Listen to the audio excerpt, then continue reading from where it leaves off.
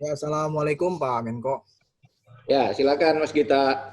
Ya, izin Pak, ini mau tanya, ini terkait dengan pemberian tanda kehormatan itu seperti apa Pak nantinya? Apakah ada upacara resmi atau seperti apa misalnya seperti itu? Lalu selain tanda kehormatan itu, apakah juga ada santunan gitu bagi keluarga dokter atau tenaga medis yang wafat? Itu tapi di luar dari yang Kemenkes. Maksudnya langsung dari presiden gitu Pak, ada atau tidak misalnya? Lalu yang kedua itu terkait dengan insentif yang di RSKI Pulau Galang itu Pak, yang waktu itu sempat dibahas, apakah sudah cair Pak sejauh ini gitu? Mungkin itu aja Pak. Baik, saya beri keterangan yang umum dulu ya. Eh, ini ada pertanyaan yang udah masuk ke saya baca aja biar nanti langsung saya jawab sekaligus, lalu saudara boleh bertanya lagi. Pertama dari saudara Tahir, dari Tirto, pertanyaannya itu soal tenaga kerja kesehatan. Kita tahu banyak tenaga kesehatan meninggal akibat kelelahan menangani pasien COVID-19. Rumah sakit tentu menjadi salah satu faktor karena membuat tenaga kesehatan terus kerja. Apakah ada upaya pemerintah memonitor dan menindak pihak rumah sakit yang mempekerjakan tenaga kesehatan berlebihan hingga akhirnya mengganggu kesehatan tenaga medis? Itu pertanyaan dari saudara Tahir Tirto. Yang kedua dari saudara Gita di Tribun. Selain tanda kehormatan, apakah juga ada santunan bagi keluarga dokter atau tenaga medis yang wafat? Misalnya untuk biaya pendidikan anak atau insentif tambahan selain dari Kementerian Kesehatan. Ada juga dari Febian dari CNN Indonesia. Terkait wacana Bapak memberikan bintang jasa kepada dokter. Bagaimana dengan sejumlah dokter magang yang kabarnya akan disuspend dulu karena tidak mendapat upah. Sementara masih terbebani biaya pendidikan. Dan yang terakhir, juga dari kita, pada 5 Juni Pak Menko pernah bertemu dan membahas terkait insentif dokter dan tenaga medis di Pulau Galang ya, yang tadi apa belum cair. Sekarang apakah sudah cair? Baik saudara, jadi begini, pemerintah itu mempunyai perhatian yang serius terhadap tenaga kesehatan ini. Yang pertama, perhatian itu tentu diberikan dalam rangka agar semua tenaga dokter yang mungkin untuk berpartisipasi di sini, maka supaya ikut berpartisipasi dalam penyembuhan pasien-pasien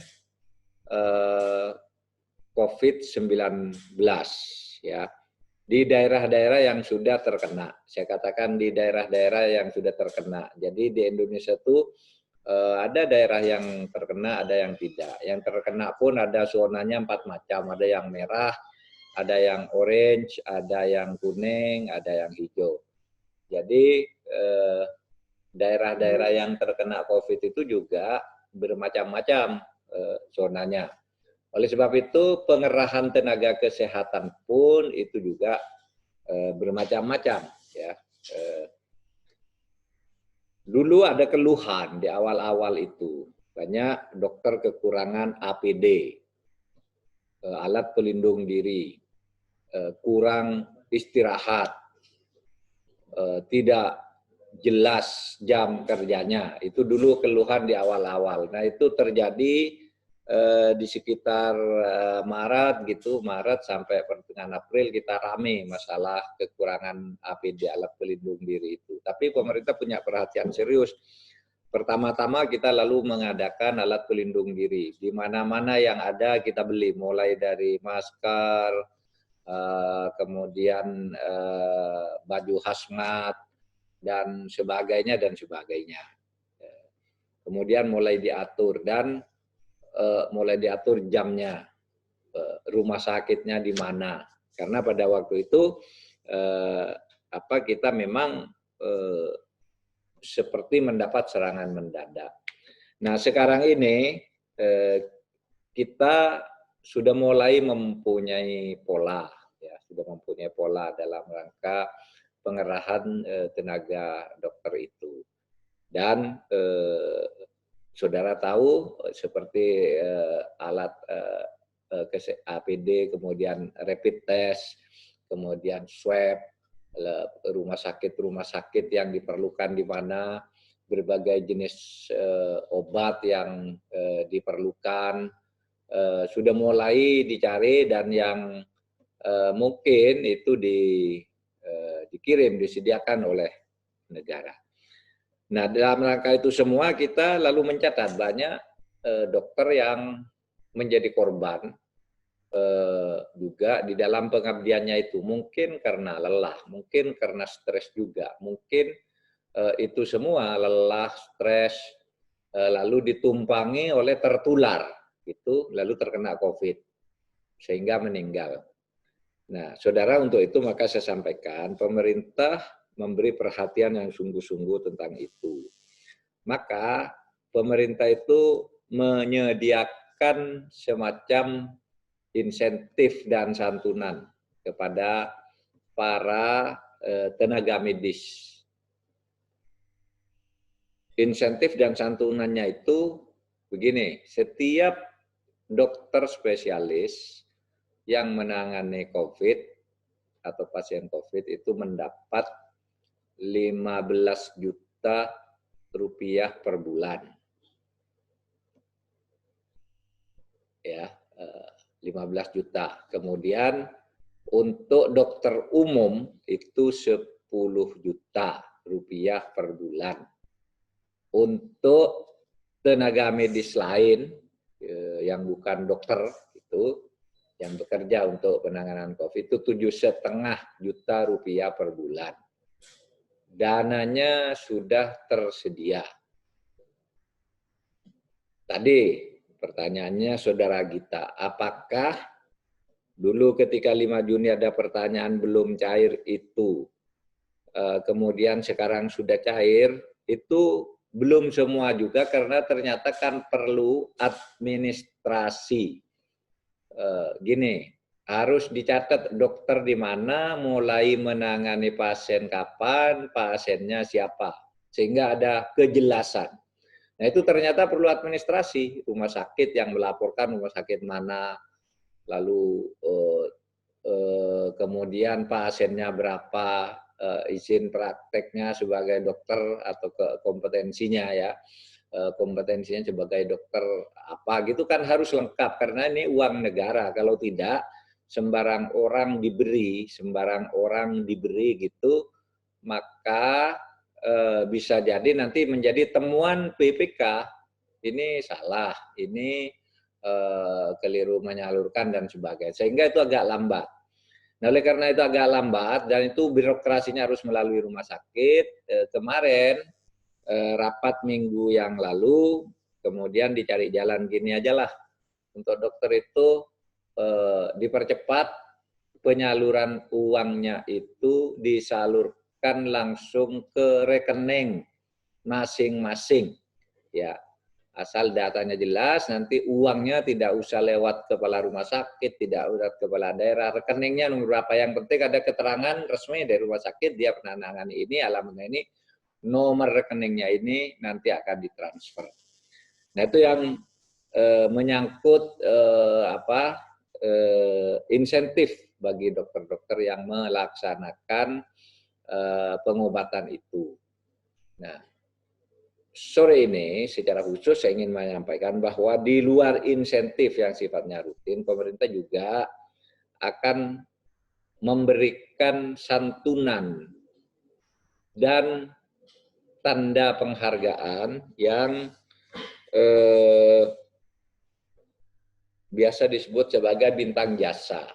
Ya. Santunan itu diberikan kepada setiap dokter atau tenaga medis tanpa dibedakan apakah dokter spesialis, apakah itu dokter umum, ataukah itu tenaga medis biasa. Kalau meninggal, pemerintah menyediakan santunan 300 juta. Menyediakan santunan 300 juta. Dan itu langsung diberikan kepada keluarga dan dalam waktu yang cepat. Dalam bentuk uang. Jadi apakah itu perawat atau dokter, kalau sudah meninggal itu tidak ada, kita tidak membedakan hierarkinya, ini spesialis apa hanya tenaga perawat atau dokter umum, itu sama 300 juta rupiah gitu. Itu yang disediakan oleh pemerintah. Nah, sekarang pemerintah juga akan memberikan bintang jasa. Bintang jasa itu diputuskan oleh Dewan Gelar, dan tanda jasa. Dewan Gelar, tanda jasa dan kehormatan. Nah, itu akan diberikan, itu jenisnya banyak tuh. Gelar dan tanda jasa, ada bintang Mahaputra, ada bintang jasa, kemudian ada medali kepeloporan, kemudian ada bintang penegak demokrasi dan sebagainya. Nah, kita untuk tenaga medis ini pada tanggal 13 Agustus ya.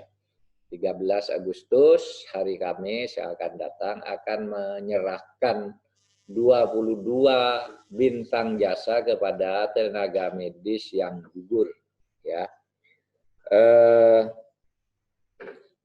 Akan diberikan kepada 9 tenaga medis yang gugur, itu namanya bintang jasa pratama sebanyak 9 orang, kemudian bintang jasa nararia kepada 13 orang tenaga medis.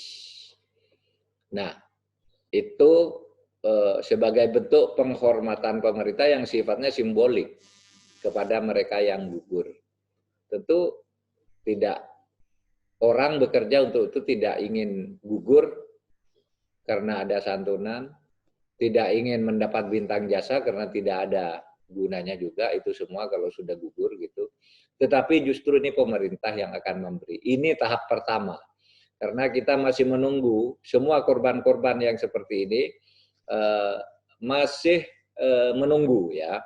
Masih menunggu laporan resmi pemerintah, nanti akan diberikan bintang jasa dan santunan yang sama. Pemerintah dalam hal ini melalui komite, subkomitenya itu gugus tugasnya itu sekarang bersama Kementerian Kesehatan terus bekerja intensif untuk mendata siapa-siapa yang gugur, dan itu nanti akan diberikan tanggal 13 bersama dengan penyerahan medali kepeloporan, penyerahan bintang Mahaputra, penyerahan bintang penegak demokrasi utama, bintang penegak demokrasi pratama, dan sebagainya. Nah, itu saja informasi dari saya. Kalau ada pertanyaan lain, tadi sudah saya baca semua dari 3 penanya, Gita dari Tribun, Tahir dari Tirto, Febian dari CNN.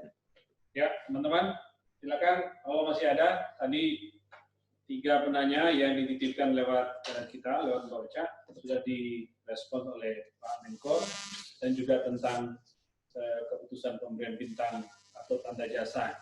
Tadi sudah disampaikan juga di sini. Ada yang mau follow up pertanyaan? Silakan. Kalau ini sudah jelas, mau tanya yang lain boleh. Ada yang lain boleh, silakan.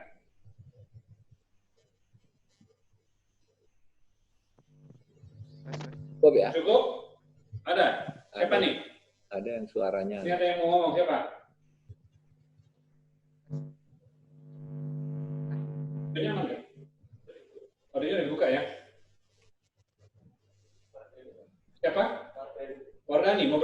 Dani dari mana? Dari voi.id, Pak. Oh, iya, silakan Dani. Ya, selamat sore Pak Mahfud, saya Tasya dari voi.id mau bertanya Pak soal isu lain. Kemarin ada pertemuan membahas RUU Cipta Kerja, itu apa aja Pak yang bisa di-share ke teman-teman, progresnya seperti apa?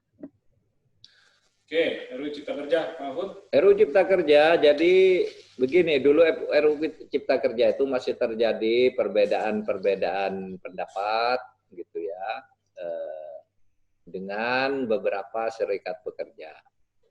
Lalu kita membentuk tim tripartit ya, ada pemerintah, ada buruh, ada pengusaha. Nah, tim itu mencari rumusan-rumusan yang bisa diterima oleh semuanya.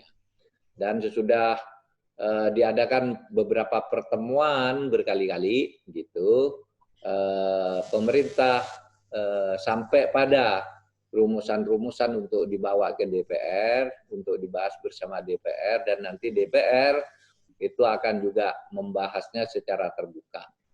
Nah itu aja, jadi pemerintah mencatat itu sudah selesai perdebatan itu, tinggal nanti bagaimana kita memperdebatkannya kembali di DPR, apakah DPR setuju terhadap apa yang sudah dibicarakan oleh pemerintah dan disimpulkan oleh pemerintah bersama serikat-serikat pekerja itu.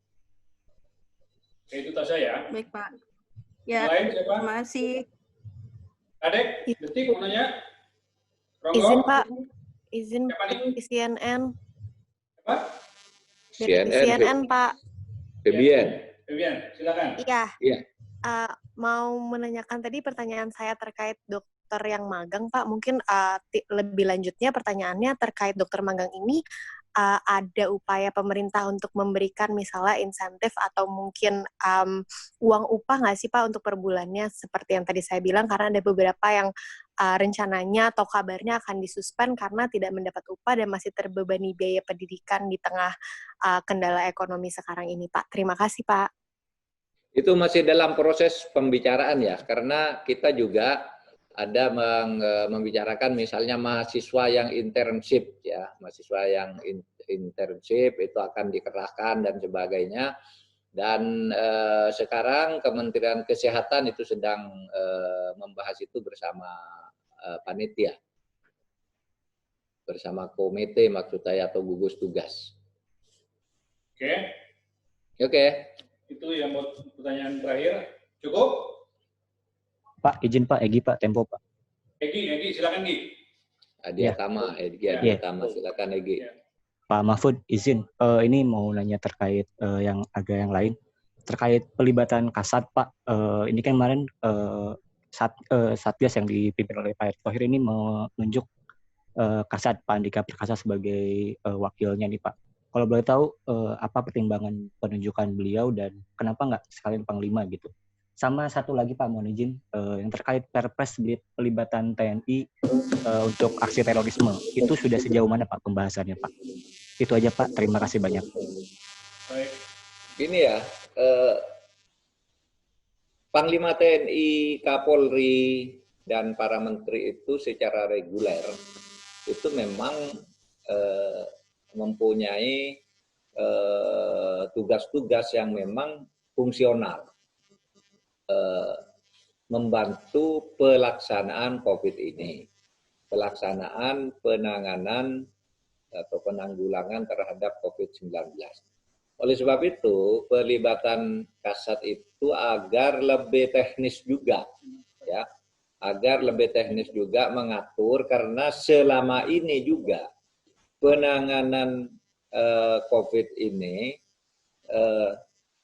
tidak cukup hanya dilaksanakan oleh komite, tidak cukup dilaksanakan oleh gugus tugas, sehingga di situ Polri dan TNI secara aktif sejak awal sudah ikut. Misalnya dalam pembagian bantuan-bantuan sosial, itu sulit sekali kalau hanya dilakukan oleh birokrasi yang ada. Ada misalnya ada yang kisruh tentang daftar, ada yang tidak sampai, ada yang nyeleweng ke sana kemari gitu. Nah, TNI dan Polri diikutkan di dalam hal ini agar cepat. Pun pengamanan di tengah-tengah masyarakat terhadap protokol kesehatan.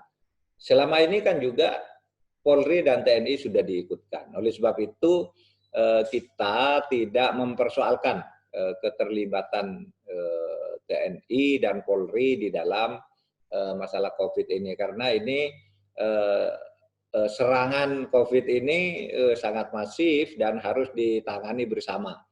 Dan ini sifatnya untuk kemanusiaan. Dan TNI di dalam undang-undangnya memang punya tugas-tugas kalau di dalam bahasa itunya disebut MOOTW ya,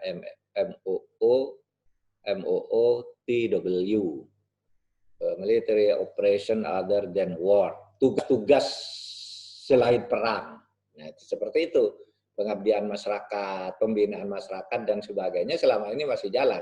Dan kebetulan sangat diperlukan sekarang peran keterlibatan TNI dan Polri itu. Coba saudara bayangkan di jalan-jalan itu kalau tidak ada TNI dan Polri, ketertiban terhadap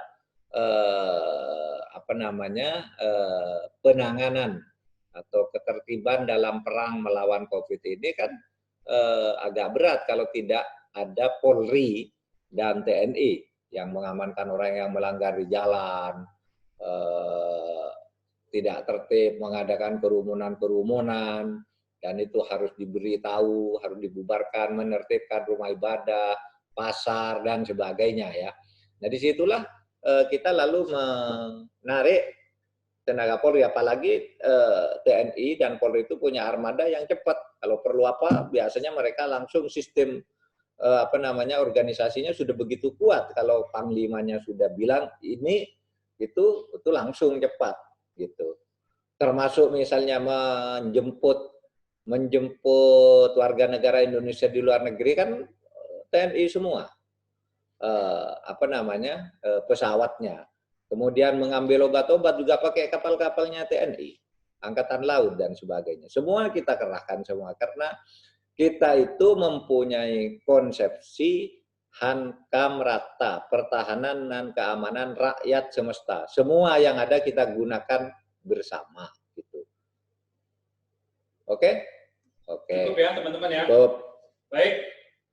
Terima kasih teman-teman. Itu Oh iya, tadi ada yang tanya itu. apa tuh Pak? Yang terakhir nih, masalah rancangan Perpres pelibatan TNI dalam aksi terorisme, itu sudah dibahas, sudah mendengarkan semua. Kita sudah mendengarkan semua stakeholders, dan kita sudah mengambil kesimpulan sebagai berikut. 1, keterlibatan, begini, perang melawan terorisme itu pada dasarnya adalah perang terhadap tindak pidana terorisme. Jadi terorisme itu kita jadikan sebagai tindak pidana. Oleh karena itu tindak pidana, maka ujung tombak untuk menanganinya adalah polisi dalam rangka penegakan hukum. Oke, 1. Dalam rangka penegakan hukum itu adalah Polri. Tetapi karena dia agak serius, maka kita punya unit-unit lain. Unit yang khusus menangani itu namanya BNPT. Itu yang secara struktural tidak di bawah Polri, tetapi di situ ada Polri, ada TNI. Yang memimpin Polri. Ya, seperti BNPT itu yang memimpin Polri. Gitu. Tapi secara struktural dia bukan Polri, dan anggota-anggotanya bukan hanya Polri. Ada sipilnya, ada TNI-nya juga. Gitu. Lalu di polisi ada Densus lagi.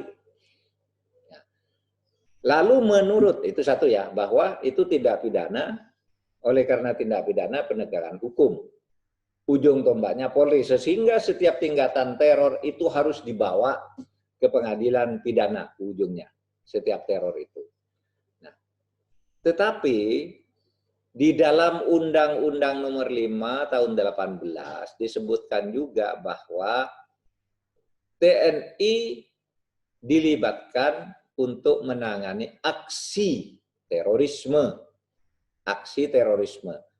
Keterlibatan TNI atau pelibatan TNI di dalam menyelesaikan aksi terorisme itu diatur dengan peraturan presiden.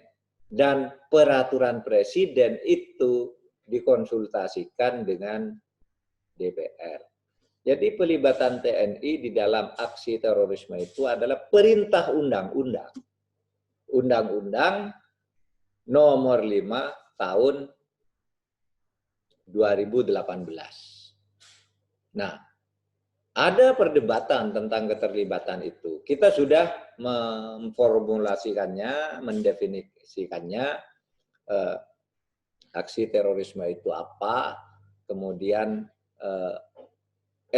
eskalasi teror seperti apa di mana TNI harus terlibat, dan selama ini juga TNI sebenarnya kan sudah terlibat tuh aksi Tinombala itu, operasi Tinombala juga itu TNI, Woyla itu dulu juga TNI, ya kan. Polri tidak bisa sendirian, dan ada keadaan-keadaan tertentu di mana yang bisa melakukan itu hanya TNI.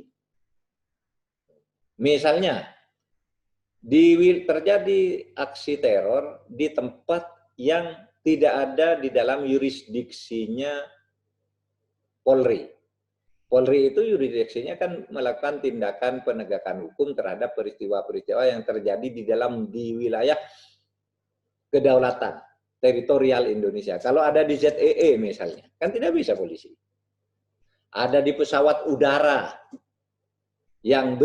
pesawat udara atau kapal laut yang berbendera negara asing, itu kan tidak bisa Polri masuk ke situ. Itu bukan teritorinya secara hukum, bukan teritorinya polisi. Kantor-kantor kedutaan itu kan bukan teritorinya polisi. Pun kalau keadaan tertentu, objek vital tertentu, misalnya teror yang dilakukan secara langsung terhadap presiden dan wakil presiden, itu pertimbangannya. Sehingga rancangan perpresnya itu sudah dibuat sekarang dan sudah disampaikan ke DPR. Saya sudah sampaikan kemarin ke Menkumham bahwa Kemenkumham sudah mendiskusikan, sudah mendengar semua stakeholders, dan kita akan membatasi agar tidak terjadi eksesivitas dalam pelaksanaan itu. Dan semua yang menyatakan keberatan itu, ya pada umumnya kita ajak diskusi. Lalu kita tunjukkan nih pasalnya, bahwa terlibatan itu diperintahkan oleh undang-undang. Nih faktanya bahwa ada hal-hal tertentu yang tidak bisa dilakukan langsung oleh polisi. Kemudian ini rumusannya. Kalau Anda tidak setuju, mana rumusan yang Anda usulkan? Ya, ada yang tidak bisa, ada yang hanya bilang tidak setuju, tapi tidak punya alasan. Tapi ada juga yang memberi rumusan-rumusan yang lebih bersifat jalan tengah. Nah, itu kita masukkan di dalam rumusan itu. Sehingga semua pihak kita dengar. Bahwa akan ada kesepakatan bulat di dalam undang-undang apapun, di dalam peraturan apapun akan selalu terjadi begitu. Ada yang setuju, ada yang tidak, tapi kan harus diputuskan juga. Seperti apa keputusannya, karena hukum itu merupakan produk politik, produk kesepakatan politik, maka ya tergantung pada konfigurasi pembahasnya. Seperti apa nanti komprominya. Ada, kalau kekuatan politik tertentu sangat kuat, dia yang menentukan. Kalau bervariasi, nanti komprominya seperti apa. Itu begitu produk hukum itu di mana-mana. Di seluruh dunia sejak dulu dan sampai kapanpun. Gitu. Tidak ada hukum itu lahir sendiri. Gitu. Dan hukum itu harus ada, kan begitu. Cukup ya, Mas, biar nggak terlalu banyak. Cukup ya.